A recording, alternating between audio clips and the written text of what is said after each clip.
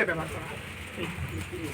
এইটা একটা খুব ইম্পর্টেন্ট জিনিস, দামি জিনিস। এগুলো মানে মোটামুটি গাছে যে গোড়া, ধর মোটা গোড়া কাটতে হবে, তো আমাদের এইগুলো দিয়ে এক চান্সে কেটে সেইটাকে আবার আমরা ধর কোনো বোগেনভিলিয়া মোটা ডাল কাটছি, তখন আমরা এগুলো ব্যবহার করি, নিমেষে কাটতে।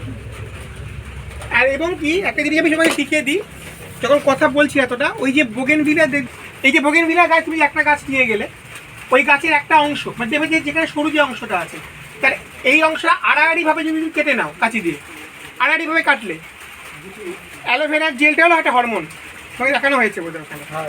এবার রুটন বলে একটা মেডিসিন আছে, ওটা দেখানো হয়েছে।